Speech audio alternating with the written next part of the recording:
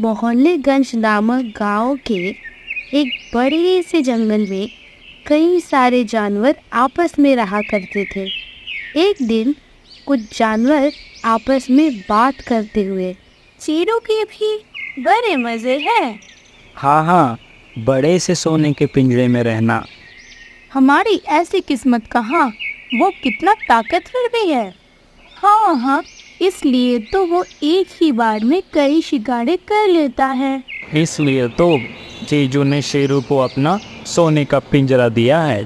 तभी वहाँ चिलिका आ जाती है और सभी की बातें सुनकर वो उन लोगों से कहती है कि तुम सभी ने मुगानों के दांत देखे हैं ना? हाँ, क्या बड़े बड़े दांत हैं। हाँ, इतने विशाल दांत तो पूरे मोहल्लेगंज में किसी के पास नहीं है। हाँ, पर वो खाता अपने छोटे दांतों से ही है। चिलिका की ये बात सुनकर सभी सोच में पड़ जाते हैं। बात तो तुम्हारी सही है चिलिका। जो दिखता है वो होता नहीं। हाँ, मेरे कहने का भी यही मतलब था। ये कहकर चिलिका वहाँ से चली जाती है। पर चिलिका ने ऐसा क्यों कहा होगा, पता नहीं। शाम के समय जंगल के सभी जानवर शिकार करके वापस लौट रहे होते हैं। आज सबसे ज्यादा खाना मेरे पास है।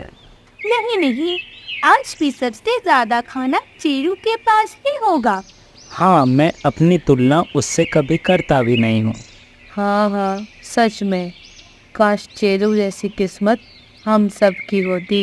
ऐसा नसीब सबका नहीं होता मुकानो।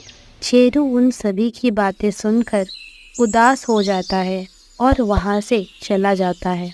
अब इसे क्या हुआ? पता नहीं। अगली सुबह कल रात मैंने एक बहुत ही अजीब चीज देखी। पता नहीं मैंने सपना ही देखा या हकीकत था। ऐसा क्या देखा तुमने? मैंने देखा कि केजुआ चेरू को पीट रहा था। फिर तो तुमने जरूर सपना ही देखा होगा। हाँ, तुमने सही कहा, ऐसा ही हुआ होगा।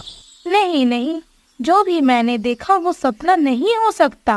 रात को सभी के सो जाने के बाद पोपिया अपने सभी साथियों को लेकर जंगल में सोने के पिंजरे के पास जाती है और वो सब वहाँ जाकर देखते हैं कि केजुआ सच में चेरू को मार रहा है। अगली सुबह फिर वो सभी आपस में बात करते हैं। पता नहीं केजुआ ने चेरू को क्यों मारा होगा, जबकि केजुआ चेरू का अपना भाई भी है। पर अगर केजुआ इतना ही बुरा होता तो वो उसे अपने सोने के पिंजरे में रहने ही क्यों देता? सभी आश्चर्य में थे। तभी चेरू वहाँ आ जाता है और सबको बताता है, केजुआ मुझे रोज इसी तरह रोज मारता था, क्योंकि मैं जो भी खाना लाता था उसका आधा हिस्सा चुपके से मैं अपनी बीवी कोयना को दे देता था, क्योंकि वो बीमार थी, पर अब वो ठीक हो गई है।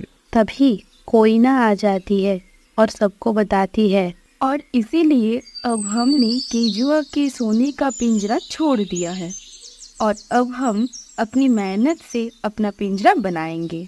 इस चीज ने जिंदगी का एक सबक तो सिखा ही दिया है कि चाहे कोई कितना भी करीबी क्यों ना हो, अगर वो तुम्हारे लिए कुछ करता है तो तुम्हें हमेशा उसके एहसानों तले दबे रहना है और वो बार बार तुम्हें याद दिलाता रहता है कि उसने तुम्हारे लिए क्या क्या किया है। तो दोस्तों, इस कहानी से हम लोग क्या सीखे? पिंजरा सोने का ही क्यों ना हो, पिंजरा ही होता है। इसीलिए हमें हमेशा सिर्फ खुद पर और खुद की मेहनत पर ही विश्वास करना चाहिए। आज के लिए बाय बाय, मिलते हैं नेक्स्ट वीडियो पे।